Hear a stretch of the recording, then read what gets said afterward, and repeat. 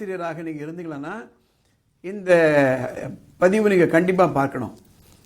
31 August 2022 supreme court ஒரு முக்கியமான judgement கொடுத்தாங்க. அதன் அடிப்படையில் தனியார் பள்ளிக்கூடத்தில் வேலை பார்க்கக்கூடிய ஆசிரியர்களுக்கு கூட கிராச்சுவிட்டி உண்டு. ஆனால் 5 வருடங்கள் அவங்க பணியில் இருந்திருக்கணும் தொடர்ந்து. அதனால் சில பள்ளி நிர்வாகம் என்ன பண்ண ஆரம்பித்தாங்க, 4 வருஷம் 4.5 வருஷம் ஆயிடுது அப்படின்னா அந்த டீச்சரை கூப்பிட்டு ரெசிக்னேஷன் லெட்டர் எழுதி வாங்கிட்டு ரீஅப்பாயின்மெண்ட் அப்படின்ட்டு அந்த கிராச்சுவிட்டியை டினை பண்ணுறதுக்காக ஒரு ரூட்டு. இப்போது அது இனிமேல் செய்ய முடியாது. அண்மையில் லேபர் லாஸ் எல்லாம் அமெண்ட் பண்ணிவிட்டு அதில் ஒரு முக்கியமான அமெண்ட்மெண்ட் என்ன அப்படின்னா 1 வருஷம் வேலை பார்த்துருந்தாலே கூட போகிறோம், உங்களுக்கு கிராச்சுவிட்டி உண்டு. 5 ஆண்டுகள் வேலை பார்க்கணும்னு இல்லை, ஒரே ஒரு வருஷம் வேலை பார்த்தீங்களான்னா கூட உங்களுக்கு கிராச்சுவிட்டி உண்டு.